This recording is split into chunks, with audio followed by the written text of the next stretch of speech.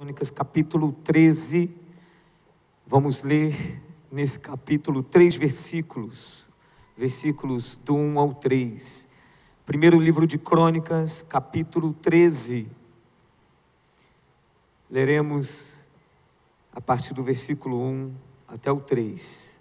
Diz assim: E teve Davi conselho com os capitães dos milhares e dos centos e com todos os príncipes.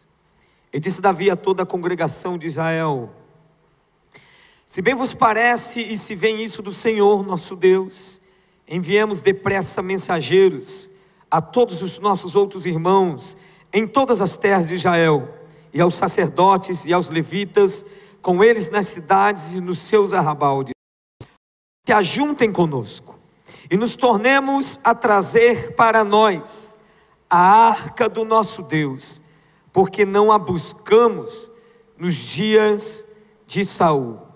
Oremos ao Senhor.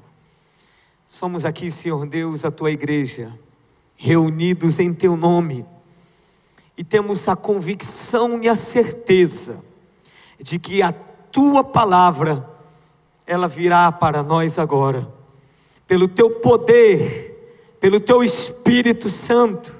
Ministre hoje nesse lugar a vidas aqui, a todos os corações, que, Senhor Deus, recebam com fogo, com graça e com o coração aberto, para que o teu nome, Senhor, seja glorificado.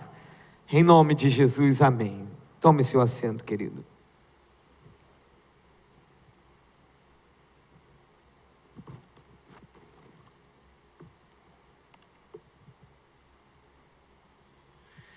Aleluia. Está quase está mais ou menos calor, né? Você que está na galeria, Deus abençoe. Já estou vendo assim um povo na galeria assim. E eu quero convidar você a subir no final do culto aqui na galeria para ter essa visão. É maravilhosa, uma bênção.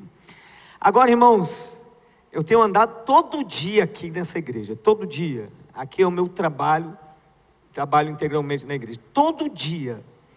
Não tem um dia que eu não passando, seja indo no banheiro, seja conversando com alguém, seja indo para a secretaria, que eu não ore e glorifique a Deus, pelo que eu estou vendo, desarrumação, você não tem ideia como você fica cheio de poeira, durante a semana, muito barulho, tem dia que eu passo aqui correndo, porque é muito barulho, de todos os lados, é gente cortando ali aquela madeira para colocar, é gente quebrando do lado, é ferro sendo soldado, é um canteiro de obras mesmo. Essas cadeiras, se você quiser fazer uma visita durante a semana, te convido também. Essas cadeiras, elas, imediatamente amanhã, no primeiro momento do dia, elas não estão assim, elas estão bem agrupadas, aí fecham ela com um saco de plástico para diminuir a poeira, e fica assim, irmãos. Quem vem durante a semana nos cultos sabe como fica. Então eu estou dizendo isso tudo para trazer a você, principalmente membro da nossa igreja, a consciência de que não haverá outro momento que você possa se envolver de forma radical, imergir nesse momento da sua igreja, da obra da sua igreja. Daqui a 15 anos, quando completarmos 60 anos, 70, 80 anos, 100 anos, se Jesus não voltar até lá, quando tivermos lá os nossos netos aqui, né? Já falo, os netos têm uns filhos. Os nossos filhos, aliás, é importante eu mencionar isso, que agora eu posso dizer no plural. A minha esposa está grávida pela segunda vez. E se você quiser isso, pode glorificar o Senhor. Eu agradeço pela alegria que você tem. Então os nossos filhos viverão, irmãos, os dias que a gente não viveu de calor aqui. E eles vão ver aquele momento frescor do culto. Aí você vai contar para ele. Eu vou contar para o Arthur. Arthur, você se lembra? Se for menina é Ana Júlia. Se for menino Bernardo, você se lembra? Talvez eles nem vão lembrar mais. Eu creio que ele não vai lembrar. O Bernardo, quando nascer, já vai estar tudo pronto. Isso só para dizer e conscientizar você, antes de pregar, que você precisa se comprometer em oração e se envolver nas finanças, ofertar. Pastor, eu tenho sempre um valor que eu separo mensalmente para ofertar. Glória a Deus, ok, bênção de Deus, também faço isso. Agora você pode fazer e deve fazer, e esta é a hora de você fazer mais. E quem sabe você pode até levar mesmo um propósito diante de Deus. Deus, eu quero fazer aqui um propósito, porque nesse lugar vidas são libertas, são salvas, são edificadas, coisas de Deus acontecem aqui, amém? Efésios capítulo 5 diz que esta junção, essa união, igreja e Cristo, é um mistério. Então toda vez que eu e você como igreja nos reunimos nesse lugar, sempre, escute, sempre haverá um mistério, algo de Deus, haverá uma esfera diferente, um clima divino para as nossas vidas, seja no todo ou seja para a sua vida particular. Às vezes você chega aqui com algumas ideias confusas, sentimentos embaraçados, uma oração, uma palavra, um louvor, Deus resolve tudo dentro de você. Você sai alegre, empolgado, feliz. Você é ou não é abençoado nesse lugar? Amém? Quantos são abençoados aqui? Por Deus. Você poderia ser em qualquer outro lugar, mas a questão é que você colocou no seu coração, decidiu, vou ser membro dessa igreja. E quando você decide ser membro da igreja, você pode ser um membro, um cristão, envolvido ou comprometido, tem diferença. Envolvido, você apenas se envolve, vem, observa, está sempre de longe. Comprometido, eu estou imersamente envolvido. Eu quero saber como. Eu quero andar na galeria. Quando começou a colocar as primeiras tábuas, eu andei na galeria. Ô moço, posso andar aí na galeria? Ele falou, menos nos ferros. Eu falei, é claro. Então, andei pela galeria, olhando aquela galeria. Você não precisa andar, senão daqui a pouco. Mas você pode daqui enxergar aquela galeria e se motivar para ofertar, fazer ofertas para este mês, para o mês que vem, que nós temos grandes desafios aí pela frente. Amém? Alô, um vazio. Eu falei amém, aí só ouviu o grito. Amém, irmãos? Amém. Mexeu com você, espero. Irmãos, esse texto, 1 Crônicas 13, Davi é o personagem principal. O que aconteceu aqui com Davi? Davi é ungido rei. No anterior, capítulo 12, conta como o rei Davi tomou posse. Algo inédito, algo muito forte, marcante, histórico em Israel. Na narrativa do texto diz que os povos, os filhos, e vem falando de cada tribo, Issacar, Zebulon, Naftali, cada tribo e amontoando-se, chegando naquele lugar, lá no Monte Hebron, todos eles naquela região, cada um com sua tribo e com capitães, seus exércitos, os capitães e seus exércitos de cada tribo, se apresentando naquele lugar para fazer Davi rei. O texto começa a narrar como eles eram, capitães, e diz que cada um deles, homens que tinham lanças, que tinham escudos, e diz que eram homens valentes. Muitas vezes diz isso, homens valentes. Menciona alguns nomes que são destaques. Por exemplo, no versículo 28, Zadok, ainda jovem, varão valente, trouxe 22 príncipes. De Benjamim vieram 3.000, e todos esses sempre mencionando varões valentes. Você sabe quantos homens Davi tinha? 400. Mas eram 400 homens valentes. E agora, uma nação inteira, com um único pensamento, com um único propósito, com um único sentimento, com uma única visão: levantar Davi rei.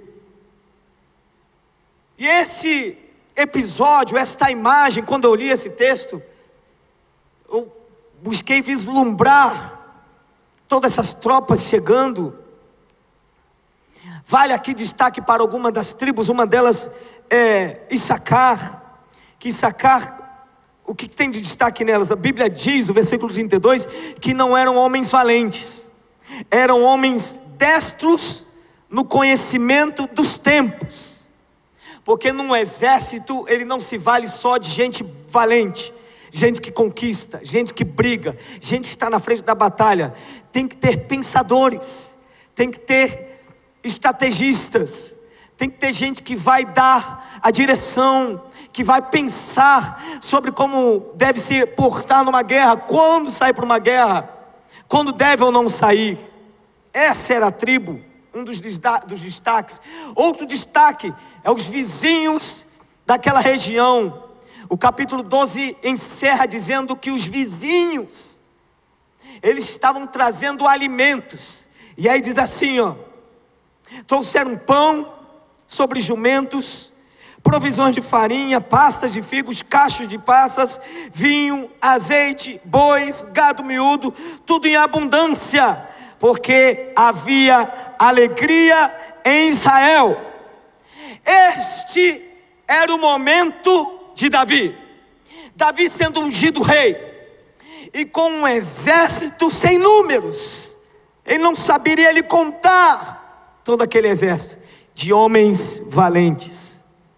E você sabe o que Davi faz? A ação imediata de Davi com todo aquele povo, com todos aqueles guerreiros, com todos aqueles valentes. Você sabe o que Davi faz? O Davi que era acostumado com guerras, o Davi que já era destro também, era um homem valente, e que atrás dele já havia homens valentes. Você sabe o que faz Davi, acostumado com a guerra, quando se une a ele centenas e centenas de homens, agora valentes? Talvez poderíamos pensar o que ele faria, talvez eu ou você no lugar dele.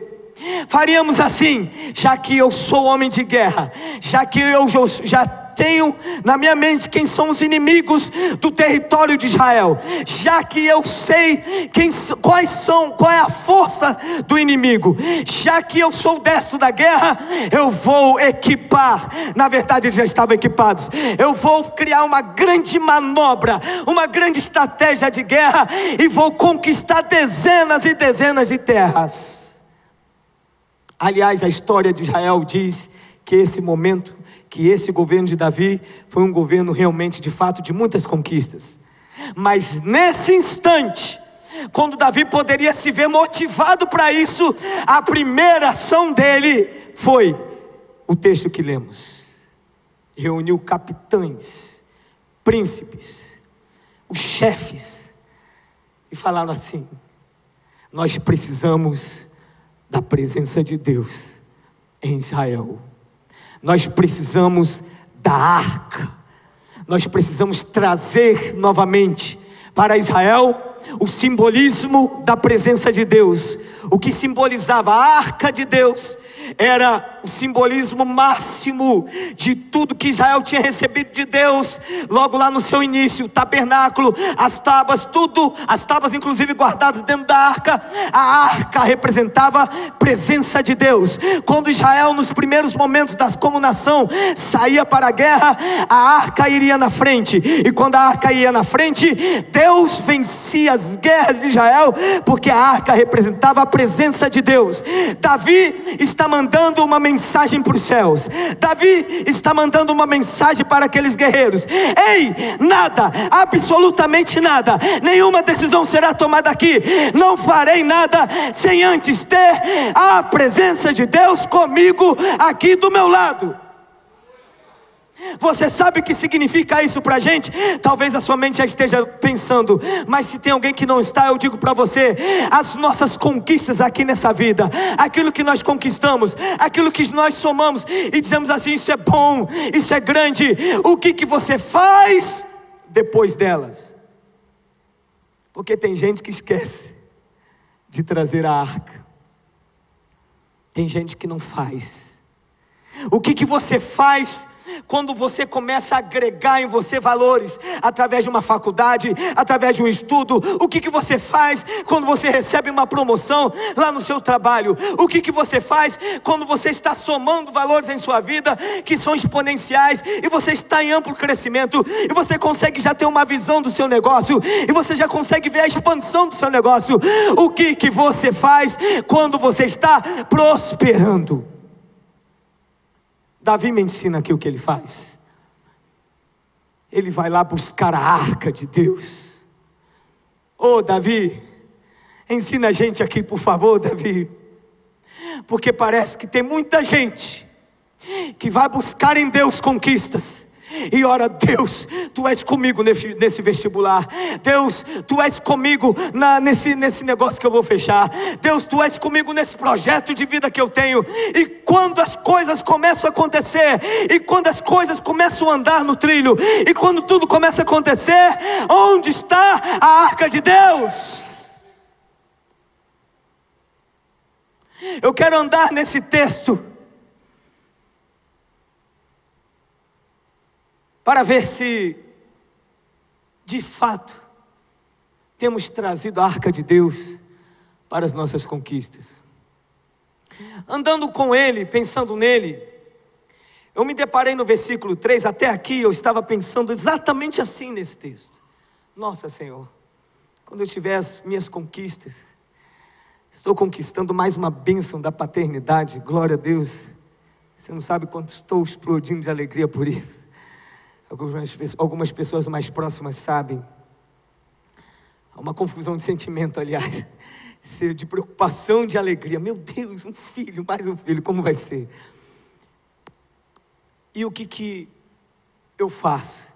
E quando eu estava meditando sobre isso, eu lendo o texto, me chamou a atenção essa parte final do versículo 3 que lemos aqui, que diz assim: tornemos a trazer para nós a arca do nosso Deus, porque não a buscamos nos dias de Saul. Me chamou a atenção os dias de Saul. Falei: os dias de Saul? Como é que foi os dias de Saul? Aí me faltou a memória. Falei: nossa, escola bíblica dominical, puxa, aí não achei. Aí fui ler o texto.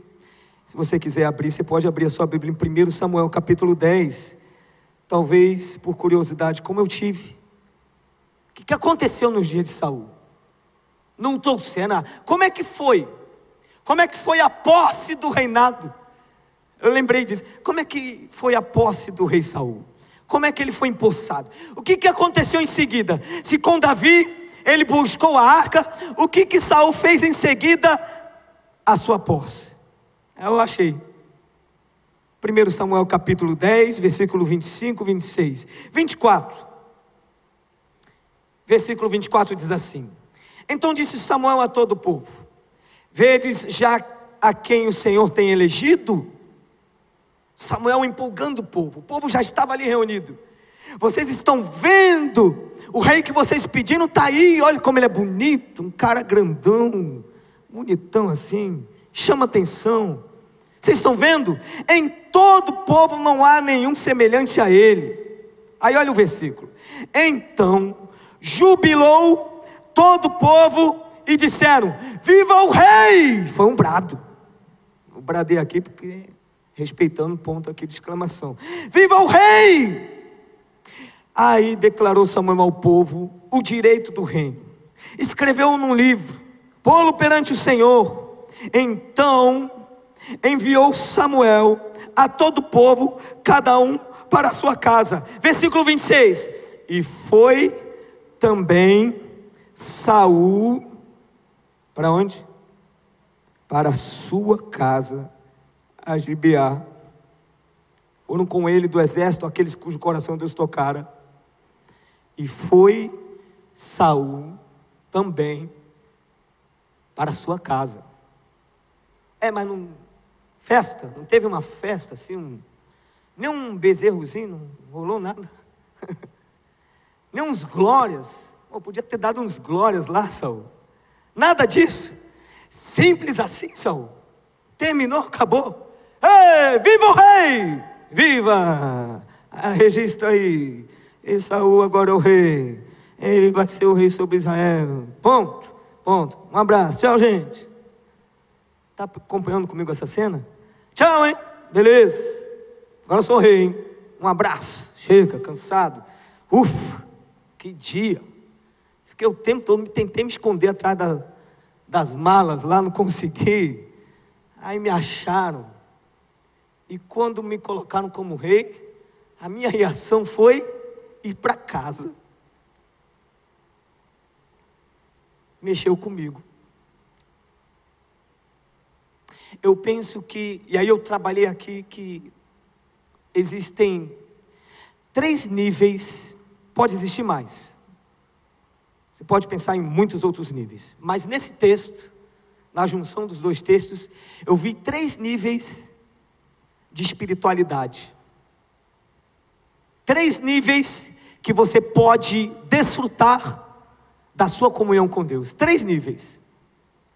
Esse é o primeiro. Como esse primeiro, pastor?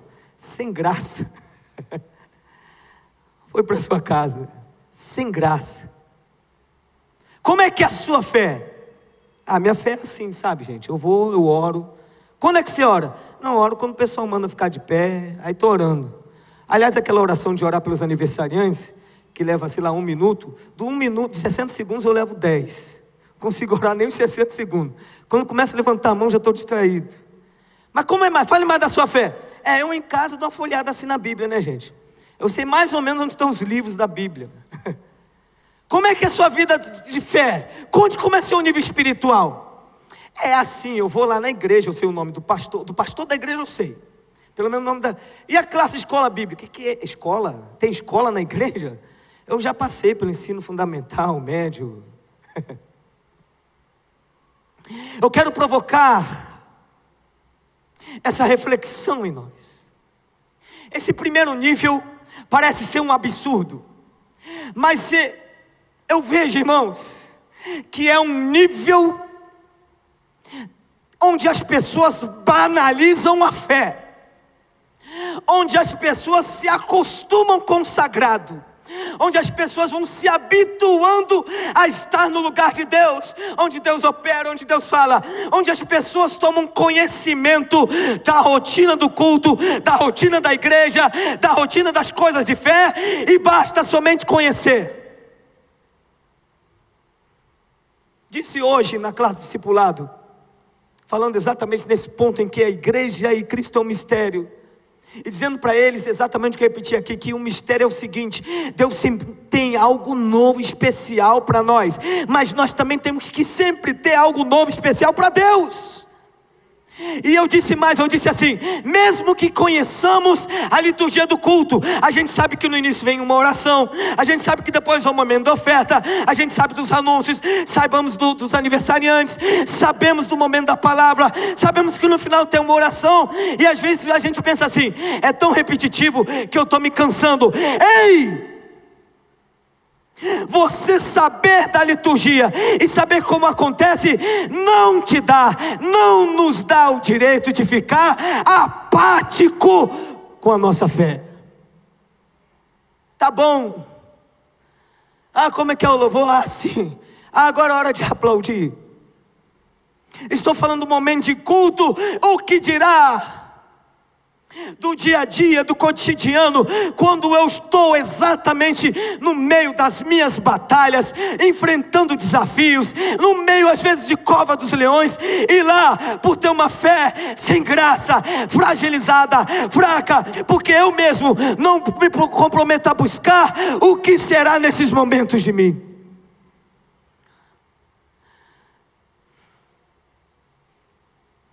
Vida sem graça é a primeira fase. Mas tem uma segunda fase, eu disse são 3. A segunda fase eu vejo em Saul também. No capítulo 11, o texto narra um momento de Israel saindo para a batalha. Como é que foi? Está todo mundo acostumado a ficar sem batalhas. Eles não têm batalhas, estão em casa. De repente um povo de Amon, os amonitas, eles desafiam Israel. Aí eles falam assim: eu quero fazer uma aliança com vocês, um pacto com vocês, e o pacto é o seguinte: eu vou furar o olho direito de vocês. Não sei porquê, não sei se tinha alguma coisa com canhoto, mas criam os olhos de olho direito. Quem sabe os teólogos me ajudem aí, os amigos estudantes da Bíblia. Mas eles confrontaram Israel. Aí todo mundo se amedrontou, foi para suas casas, e Saul, que agora é rei, até agora sem graça, nada acontece nesse reinado, não tem nenhum registro de alguma coisa pelo menos.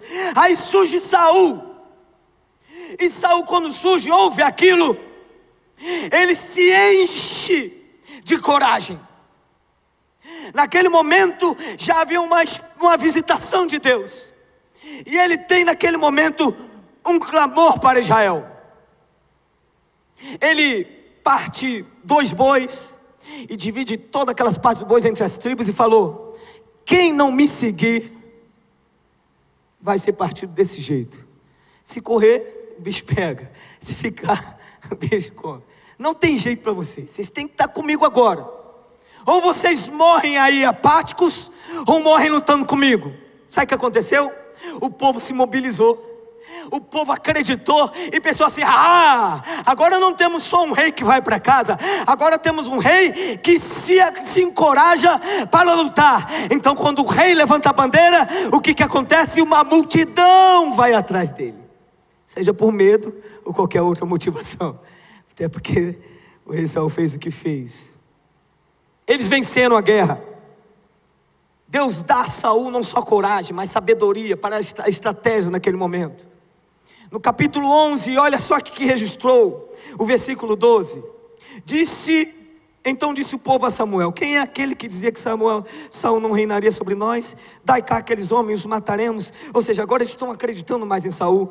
Porém Saul disse: hoje não morrerá nenhum, pois hoje tem feito o Senhor um livramento em Israel. Eles venceram aquela guerra. Agora o versículo 14 diz assim: e disse Samuel ao povo: vinde, vamos nós a Gilgal e renovemos ali o reino. Vamos nós a Gilgal. Samuel, o profeta, que tinha já estabelecido ele como rei, Saul, já tinha feito todo aquele movimento, todo aquele momento. Ele convida o povo novamente, fala: vamos renovar o povo, agora vamos renovar o reinado. Eu acho que agora vai ser um negócio diferente. E foi. Diz o versículo 15: todo o povo partiu para Gilgal, levantaram ali rei a Saul perante o Senhor em Gilgal, e ofereceram ali, olha só, irmãos, levantaram ali o rei a Saul. Vou ler um pouco mais devagar para você prestar atenção. Perante o Senhor em Gilgal, e ofereceram ali ofertas pacíficas perante o Senhor. E Saul se alegrou muito, diga muito. Você não está tão motivado quanto eu estou, tudo bem. Você não está tão suado como eu, mas eu acho que você pode falar melhor. Diga assim: muito. Isso, glória a Deus. Obrigado, Mambete. Levantou a bandeira. Amém. Ali com todos os homens de Israel. Ô Mário, mas arruma lá um secador de... Acho que eu sou um pouquinho mais. Se alegrou muito. Nível 2, fase 2, não é mais um nível de vida sem graça, é uma vida como? Na média. Se alegrou muito. Eu adoro. Que é isso, pastor? Eu estou envolvido sim, eu ofertei hoje, eu estou bem na fita com Deus. Sabe, essa semana eu fiz um movimento de oração bacana comigo, Deus. Aí, bênção, obrigado. Sabe, eu consegui manter a minha fé num determinado patamar que eu já venho manutenindo já há algum tempo. Eu tenho conseguido manutenir o meu nível de fé a ponto de orar pelo menos 15 minutos por dia. Glória a Deus, orei hoje e li os 3 capítulos do plano de leitura que foi dado no início do ano. Estou bem. Estou na média, digo, estou na média. Vocês estão me ouvindo, amém? Estou na média. Eu venho para o culto, eu louvo, eu oro, eu não levanto a mão. Eu levanto a mão, eu oro mesmo pelos irmãos. Como fala assim, vamos levantar uma oração pelo irmão que está lá, vai passar agora uma cirurgia. O meu coração compunge, eu logo me entristeço e falo: Deus, eu quero orar mesmo com fervor por esse irmão. E você está lá, você participa. Você está matriculado numa escola bíblica dominical, você frequenta os cultos da sua igreja, você tem uma rotina de oração, você tem uma rotina da palavra. Glória a Deus, você está na média. Aleluia. Você até dá aleluia de vez em quando, não é sempre, pastor. Esse negócio de mandar repetir, não, eu quero prestar atenção na mensagem. Mas de vez em quando você quebra o galho do pregador e você repete. Você está na média. Então você se sente bem. A sua avaliação é: olha, esta semana até que eu consegui um jejum de 2 horas. Consegui jejuar 2 horas nesse mês. Ô gente, estou bem demais com Deus. Para quem não jejuava nada, não conseguia passar uma manhã sem o café, agora eu consegui passar a manhã sem café. Tudo bem que 10 horas eu tomei ele, mas consegui, não consegui tomar às 7 horas da manhã, eu não tomei. Irmãos, todos nós temos a capacidade de avaliar o nível da nossa espiritualidade, mas muitas vezes nas nossas avaliações nós nos perdemos, nós nos cansamos ou nos viciamos, porque nós colocamos sempre naquele nível que a gente acha que está bem. Está bem, eu vim no culto de domingo, de manhã e à noite, como eu estou bem demais.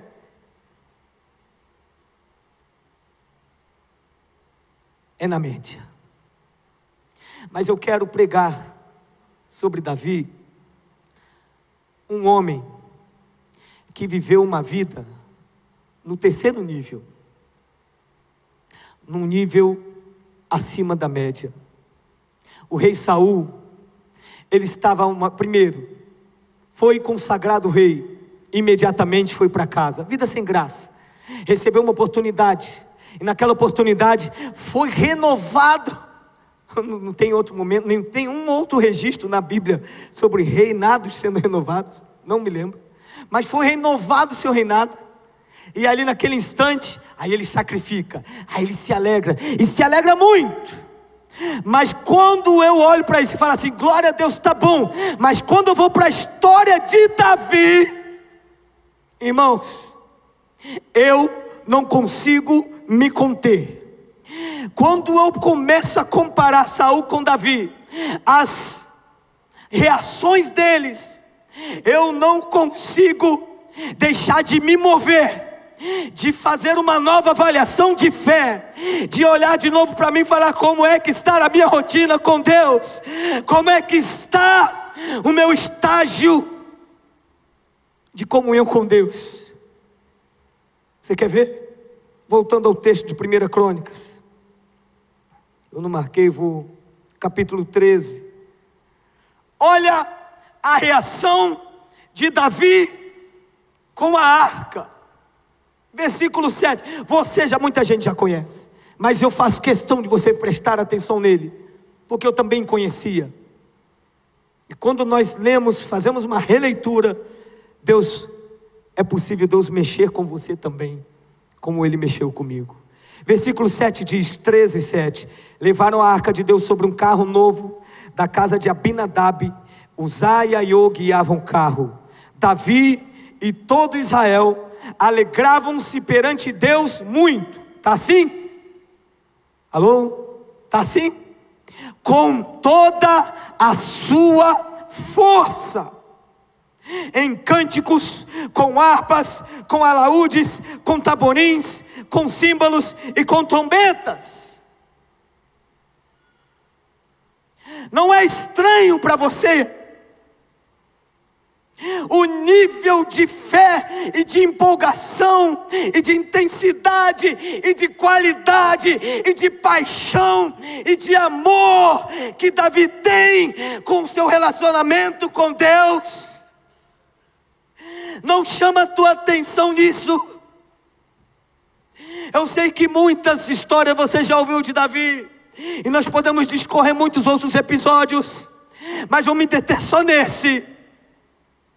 Um primeiro nível, Saul é ungido rei, vai para sua casa. Essa é a reação de Saul. Só isso, Saul? Só? Vou para minha casa, vida sem graça. No segundo nível de espiritualidade, Saul tem uma outra oportunidade de se rever, de rever a sua postura. E quando ele é ungido rei, ele consegue se dar. Aí ele se alegra muito, tá bom. Mas quando eu olho para Davi, não está bom. Quando eu olho para Davi e vou comparar a minha vida, eu faço algumas perguntas. Será que eu tenho me dedicado tanto? Eu tenho tido todo o meu esforço, todas as minhas forças para ter essa comunhão com o Senhor? Será que eu consigo parar ou me dedicar uma porção maior do meu tempo com Deus? Seja em oração, seja ouvindo uma palavra pela internet, seja adorando Ele. Será que eu consigo continuar um culto como esse quando chegar em casa e dizer: Deus, acabou, estou cansado, mas antes de dormir, eu estou tão renovado por Ti, eu estou tão apaixonado por Ti, que eu quero Te louvar mais uma vez. Senhor, eu fui tocado pela história de Davi. Então aquela leitura que eu parava, que eu fazia da Bíblia, como eu me dedicava à palavra de Deus, apenas estudar 2, 3 capítulos, ou apenas eu ler alguns versículos e ler, não me chamar a atenção e falar: hoje não teve nada.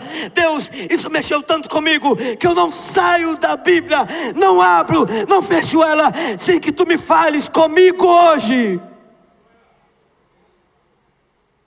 Há um renovo na minha alma, e eu quero buscar intensamente a Tua presença como eu nunca busquei.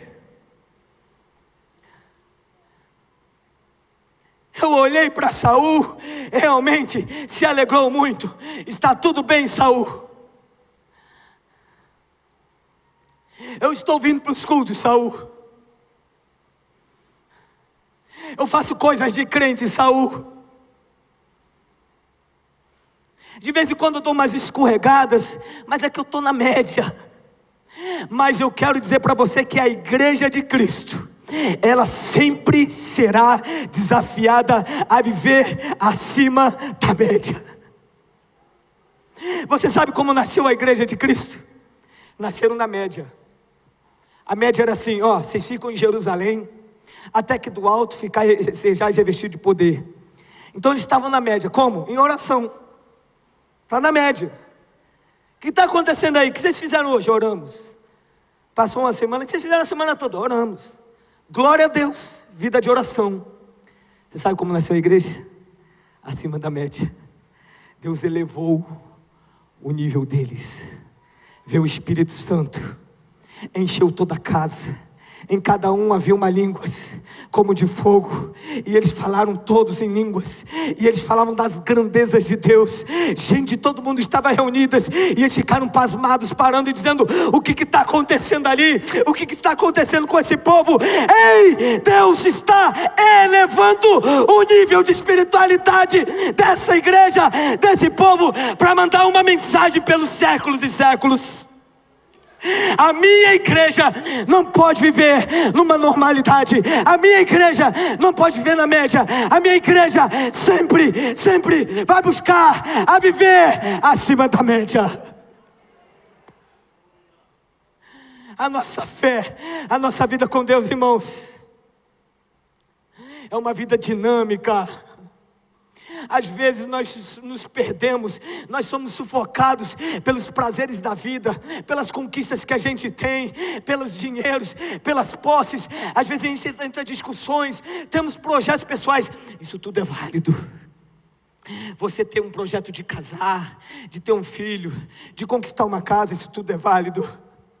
Mas Deus sempre quer ver nos seus lábios e no seu coração, quando você tiver uma conquista, o desejo, o prazer intenso de estar com Ele, de viver para Ele, e pensar assim: Deus, essa conquista aqui, ela vai danificar, vai de alguma forma impedir o relacionamento que eu tenho tido contigo. Se vai, Senhor, estou disposto a abrir mão, Senhor. Oh, irmãos, hoje é um convite de Deus para as nossas vidas. Quando eu me detive para pregar essa palavra, eu não pensei apenas de trazer, sabe, um momento da mensagem. Não, ouvi, irmãos, a voz de Deus clamando, dizendo: eu preciso que gente comece a se preocupar mais com a minha presença, a querer mais de mim, a me buscar mais, a criar uma nova rotina de fé, a desejar mais a minha presença. Desejar, como Davi mesmo disse: Anseio o Senhor, como guarda anseia pela manhã. Quem já foi militar sabe bem o que é isso. Dependendo do quarto de hora que você pega, pior ainda. Você começa, são 2 horas, né, pastor Narciso? Quando você começa o seu plantão, você já quer terminar logo. Você sabe que é desafiador, né, Roberto? É desafiador. Tem algumas horas, aí você anseia, nossa, é cansativo. E você anseia demais pela manhã, para ouvir o toque dali da alvorada, e saber que está terminando seu serviço, e dizer assim, ufa, acabou. É uma ansiedade mesmo. E Davi sabia disso. Anseie por Deus mais, querido. Anseie mais de Deus. Queira gastar mais tempo na presença dEle. Queira fazer novas alianças com Ele. Renove mais. Fale com Deus, Deus, eu quero essas minhas férias. Eu já fiz isso uma vez. Eu orei a Deus e disse, Deus, aqui estão minhas férias. Era solteiro na época, disse, Deus, minhas férias da faculdade e do quartel estão se unindo em janeiro. Eu quero doar os 30 dias para Ti. Para onde Tu quer que eu vá? Eu quero te servir 30 dias no mundo. E eu fui pesquisar em algum lugar que eu poderia servir. E passei 30 dias no Nordeste, na missão Gilvep. Porque eu disse, Deus, nas minhas férias, eu quero me dedicar mais para Ti. Quantas vezes eu posso fazer isso, irmãos? Em quantos momentos do meu dia eu posso parar? E não só, porque você é como eu, fazemos planejamento do dia. E quantas vezes eu posso interromper um planejamento e dizer assim, não, Deus, se eu não orar agora, se eu não parar para meditar em Tua palavra, se eu não me dedicar mais agora, eu posso fracassar na minha fé. Há um convite de Deus para nós hoje. Eleve o seu nível. Eleve o seu nível de santidade. Quantas concessões você está trazendo para a sua vida? Você já acostumou com as concessões. O seu nível está assim, ó. Vida sem graça. Ou talvez vida na média. Como é que você está? Eu vou lá, peço perdão, a graça de Deus vem, me renova e estou limpo de novo. E aí é uma frase que se cunhou na vida militar. A vigilância é o eterno preço da liberdade. Como está o seu nível de santidade? Eleve o seu nível de santidade. Eleve o seu nível de serviço a Deus, a obra de Deus. Eleve. Diga para Deus, Deus, aqui está algumas habilidades que há muito tempo eu tenho me empenhado para que essas habilidades me sirvam. Abençoe minha casa, minha família, nada de mal nisso. Mas em nenhum momento eu estou doando essa minha habilidade para o Teu reino, para o serviço da Tua casa, para o serviço do Teu reino. Seja na casa dEle, ou seja em outros lugares. Davi, ele tem algumas características que eu vejo nele de uma pessoa acima do esperado, acima da média. Primeiro, alegrava-se com toda a sua força, não mede esforços, não banaliza. Segundo, aqui acontece no meio da arca sendo levada uma fatalidade. Está a arca sendo conduzida de forma, você que conhece, estuda a Bíblia, sabe que estava sendo conduzida de forma errada. Aí, Deus, Ele interrompe aquele processo de alegria, de motivação de Davi, acima da média. Deus interrompe, mata um daqueles homens que estava levando a arca ia cair, e Uzá, ele coloca a mão, a arca estava sendo levada por bois novos. Era a empolgação de Davi por viver acima da média, mas ainda não era aquilo. Não deveria ser assim, segundo a lei judaica. A arca não poderia ser levada daquele jeito. No entanto, diante daquela fatalidade, quando aquele homem morre, o versículo 11 diz: Davi se encheu de tristeza de que o Senhor houvesse aberto brecha em Uzá, pelo que chamou aquele lugar Pérez Uzá até o dia de hoje. Outra versão diz que Davi se desgostou. Aí no versículo 12 diz assim: Naquele dia, temeu Davi ao Senhor, dizendo: como trarei a mim a arca de Deus? Ele não parou de sonhar. A fatalidade não tirou e não roubou de Davi o sonho da arca. Ele ainda teve, ele poderia dizer assim: por que, Deus? Ele até parou, se desgostou, é verdade, mas no meio do seu desgosto, ele ainda manteve ali o seu sonho. Eu quero ainda trazer essa arca. Como é que eu trarei? Alguém que quer viver acima da média, as circunstâncias que operam o contrário e às vezes está no nível de fatalidade, elas não me paralisam, elas não roubam de mim os sonhos de Deus, os sonhos que Deus colocou no meu coração, que é para Ele. Aí o texto continua: essa arca vai para a casa de Obed-edom, passa 3 meses, 3 meses a casa é abençoada.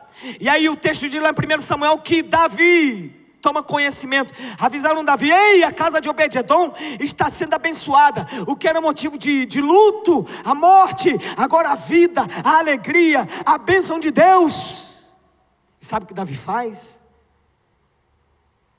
Davi prepara os levitas, prepara os capitães, prepara todo Israel e convoca de novo, mais uma vez, e fala: vamos trazer a arca. Sabe o que Davi me ensina nesse capítulo, nesse momento? É uma pessoa acima da média, ela vence os efeitos da perda. Ele tinha perdido realmente, tinha se desgostado, era uma frustração. Ele venceu os efeitos da perda. Quais efeitos, pastor? Medo, a própria frustração em si, insegurança. Seria o efeito daquele momento trágico. O cenário era de dor, de luto, todos nós passamos. Os efeitos dessa perda em algumas pessoas se prolongam e se agigantam, e Deus precisa tratar. Deus estava tratando desses efeitos em Davi, enquanto em 3 meses havia na casa de Obed-edom alegria, na casa de Davi havia uma profunda reflexão sobre o que acontecera. Mas ele não entregou os pontos, ele não se entregou a uma autocomiseração, ele não ficou se auto-vitimando e dizendo assim: a culpa foi de Deus, a culpa foi dos bois, a culpa foi daqueles 2 porque eles botaram a arca. Tem gente que com determinados acontecimentos ruins na vida, as pessoas passam a vida toda se lamentando, o efeito vai crescendo dentro e ela não consegue avançar, ela não consegue pensar em mais nada a não ser naquele fato. Passou-se 5 anos, passou-se 10 anos e ela ainda está remoendo. Eu conheço gente que até ela se reveste emocionalmente do momento do fato, e começa a chorar e falar alto e dizer: olha, isso aconteceu comigo. E quando começa a conversar do fato, essa pessoa se envolve emocionalmente, como se todo aquele momento, aquele fato que estava acontecendo naquela semana. Deus está te convidando a você viver acima da média. Se você quer viver acima da média, hoje está terminando os efeitos de qualquer tipo de perda que você já sofreu na sua vida. Não vai ter mais efeito, você não vai viver mais com frustrações, essas perdas não vai mais determinar o seu futuro não está escrito pelo tamanho de perdas que você já sofreu, o seu futuro está escrito pelas promessas de Deus, pelo que Deus já disse para a sua vida. Não são as perdas, pare de contabilizar elas. Eu não posso esquecê-las, mas quando eu lembrar, vai trazer algo positivo para mim, algo que eu aprendi, e eu vou lembrar: olha, Deus me ensinou nesse aspecto aqui. Foi o que aconteceu com Davi. 3 meses, muito provavelmente estudando a lei de Moisés, como é que se carrega a arca de Deus. Porque quando avisaram a ele, você vai ler no capítulo seguinte, que ele fala: bem, a arca de Deus, ninguém pode levar a arca do Senhor senão os levitas. Diga aleluia. Ele leu a lei, ele venceu essa frustração. Aí ele diz: porque o Senhor os elegeu para levarem a arca do Senhor e para o servirem eternamente. Ninguém pode levar. Ele entendeu. Talvez ele só refrescou o que ele já sabia, porque ele tinha um relacionamento íntimo com Deus. Mas o fato aqui, o que eu estou dando ênfase é que Davi, ele superou os efeitos da perda. É alguém que quer viver acima da média. As circunstâncias não determinam o seu relacionamento com Deus, não determinam que tipo de fé você vai viver. Outra coisa, no capítulo 15, versículo 2, ele diz como vai ser, li já o versículo, ele diz como vai levar a arca. Ele está se alinhando à vontade de Deus. Ele está se alinhando, ele está pegando os padrões dele e se encaixando aos padrões de Deus. Quem vive acima da média faz isso. Quem vive na média ou uma vida sem graça, vez por outra, ele pega os seus padrões, olha para os padrões de Deus e fala assim: os padrões de Deus não é bem assim, vai se encaixar os meus, e começa a razoar, a teologizar. Nunca estudou teologia, nunca se importou a estudar tanta Bíblia, mas por causa do seu pecado ele começa a tentar se encaixar. Não é bem assim, eu acho que não é bem assim esse pecado, e começa a tentar encaixar os padrões de Deus no padrão dele. Acima da média é alguém que está olhando para a vontade de Deus e o tempo todo se alinhando: Senhor, é por aqui, Senhor, é aqui, é estudando a palavra dele. Deus, é aqui que tu quer que eu faça agora? Ah, sim, Senhor. Tu quer que eu perdoe? Sim, eu vou perdoar, estou perdoando. Ah, sim, Senhor. Tu quer que eu largue a mentira? Sim, eu vou passar a largar a mentira e viver uma vida de verdade. Ah, sim, Senhor. Tu está exigindo que eu largue aqueles pensamentos, aquelas lembranças, ou tudo que me arremete a uma vida de pecado, uma vida, depravada, uma vida longe de Deus, tudo que me arremete a esse pensamento, ou o menor sinal disso, tu quer que eu largue? Vou largar. Alguém que está vivendo acima da média é alguém que está se adequando aos padrões de Deus. A preocupação dele o tempo todo é essa, é se alinhar à vontade de Deus. Abaixo da média ou na média, as pessoas vivem na sensação: ai, que bom, eu não sabia que ir para a igreja faz tão bem, olha, me fez um bem. Eu quero dizer para você que evangelho significa boas notícias, mas o evangelho de Jesus, antes de ser boas notícias, ele é má notícia. Antes de fazer bem em você, ele te faz um mal terrível. Pode acreditar. Nossa, eu não sabia que eu era tão pecador. Você começa a se ficar pequeno diante de Deus. Você se desnuda. O evangelho vai te desnudando e esperando a sua reação. Pode ser a reação como do jovem rico: se desnudou, olhou e falou: não dá para te seguir, e deu as costas para Jesus. Ou pode ser a reação de Zaqueu: só a presença de Jesus. Jesus não mencionou uma só palavra, mas a presença de Jesus já bastava para dizer: olha, Deus, tudo eu quero acertar minha vida, em tudo. Se eu defraudei alguém, eu quero restituir em dobro, e eu quero dar 4 vezes mais daquilo que eu tenho. Só a presença de Deus, nada mais. A presença de Deus tem que te constranger o suficiente para você dizer: o meu padrão está muito embaixo e eu quero elevar o meu padrão. Você pode aplaudir o Senhor por isso. Você pode reagir à altura do que Deus está exigindo de nós hoje.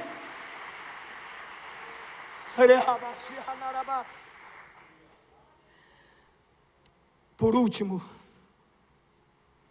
Davi aqui, o texto diz que Davi ajuntou todo Israel. Eu li esse texto com muita atenção,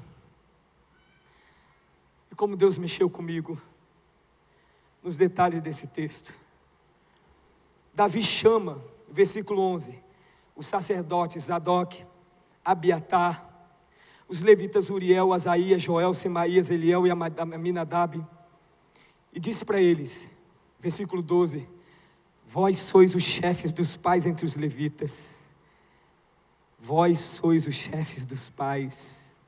santificai-vos, vós e vossos irmãos, para que façais subir a arca do Senhor.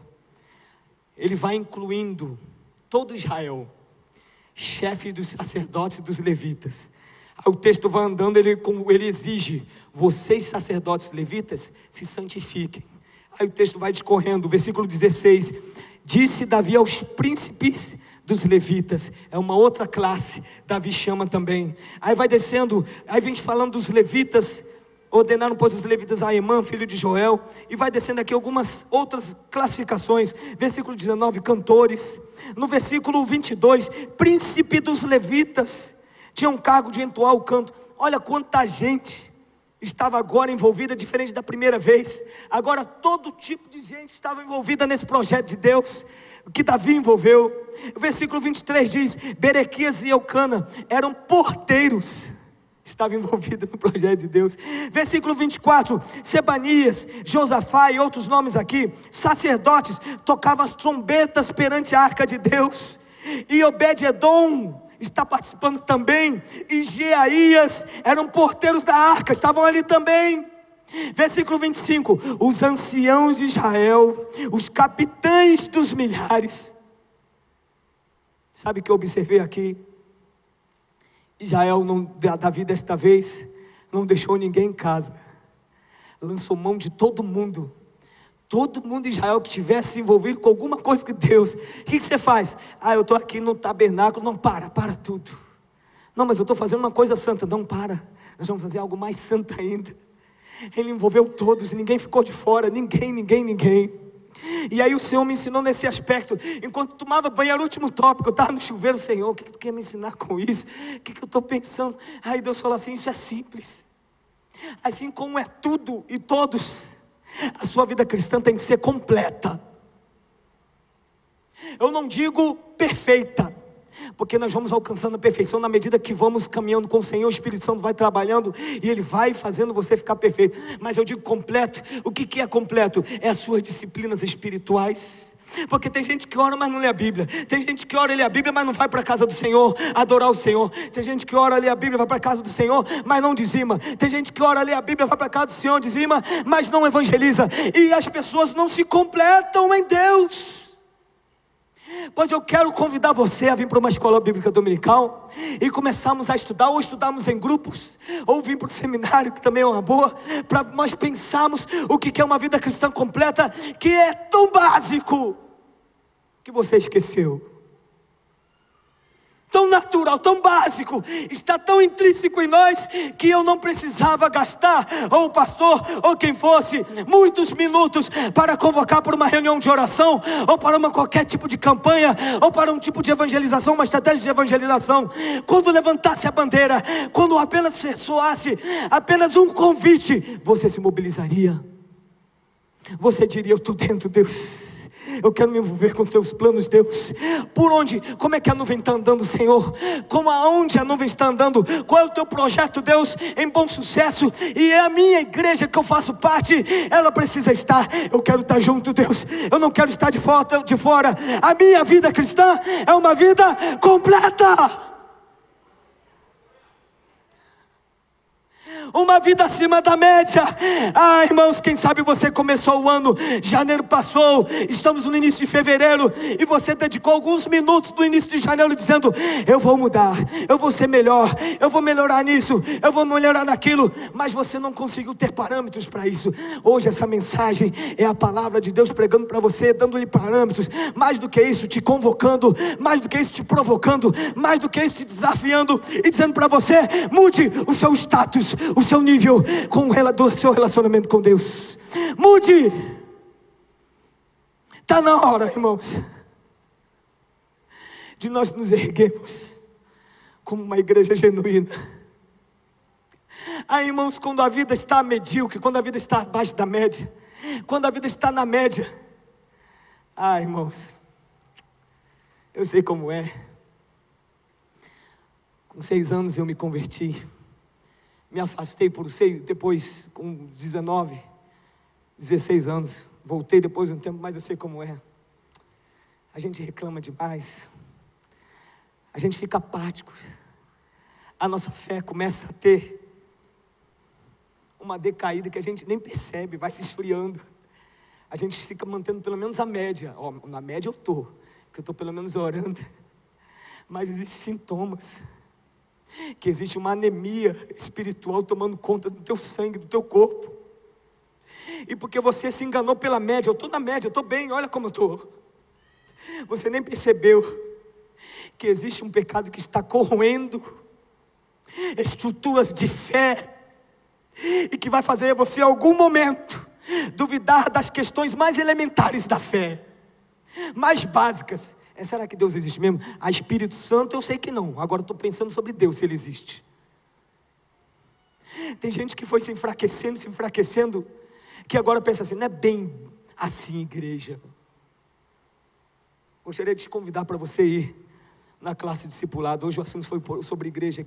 Falamos dos tópicos mais básicos que a Bíblia ensina o que é ser igreja, porque algumas pessoas desacreditaram por causa de circunstâncias, por causa de modelos errados, por causa de alguém que falhou. Hoje Deus está pedindo a você, te dando a oportunidade de você elevar o seu nível de fé, o seu nível de santidade, o seu nível de comunhão com Ele. Chega de apatia, chega de ficar abaixo da média, ou na média. Eu vou finalizar com o último tópico. Davi, o texto diz: todo Israel fez subir a arca do concerto do Senhor com júbilo, sonido de buzinas, com trombetas, com símbolos, fazendo sonido com alaúdes e com harpas. Para finalizar, irmãos, no 1 Samuel diz que de 6 em 6 passos eles paravam, sacrificavam, adoravam. Não sei quantos quilômetros eles andaram, mas parar de 6 em 6 passos. Pense você dirigindo numa estrada, você que dirige numa estrada, e toda hora para parar, alguém te pedindo: eu tenho que ir no banheiro, eu tenho que beber água, não, agora eu estou com fome, não, agora eu não estou com fome, agora eu estou com quase fome. E toda hora uma parada. Pense você numa estrada assim, enche o saco, né? Está lá o povo, estavam tão envolvidos com Deus, estavam tão cheios de Deus, que de 6 em 6 passos parar era leve para eles. Meça agora a sua fé, porque às vezes, quando passamos 15 minutos do culto, fica pesado para você. Às vezes, quando a oração inicial de um culto se prolonga, fica pesado. Às vezes, quando há uma convocação de um dia da semana para jejuar, fica pesado. Às vezes, uma convocação para uma estratégia de evangelização, fica pesado. O último tópico é um contraste. Davi estava assim, nesse nível. Sabe como terminou o texto? Vou ler para você e a gente vai orar. Sucedeu que, chegando à arca do concerto do Senhor, a cidade de Davi, Mical, filha de Saul, olhou de uma janela, vendo a Davi dançar, tocar, o desprezou no seu coração. Eu disse que tinha 3 níveis que devem ser progressivos: uma vida sem graça, uma vida na média e uma vida acima da média. Para contrastar a vida acima da média, entra Mical em cena, para ficar bem notório o que é uma vida de mediocridade, que é bem mais embaixo do que a vida sem graça. Tem gente que está descendo o nível. A vida medíocre é aquela que você pontua o tempo todo a fé cristã, seja em culto, seja em vida de líderes, seja em vida de alguém, o tempo todo pontuando. É isso, não deveria ser assim, o tempo todo criticando. Está novo para pregar, não sabe falar, falta concordância, provoca muito, desafia muito, se prolonga muito, arredonda, dá muita volta. Orar, o que é orar? Não é bem assim. Vida sexual, se manter puro, o que é isso? Não é bem assim na Bíblia. A vida medíocre, ela está sempre apontando para que isso, Davi? Ela não fala, ela despreza no coração. A vida medíocre não tem coragem de falar, fica no coração, vai sendo gerado. Aí o coração vai adoecendo.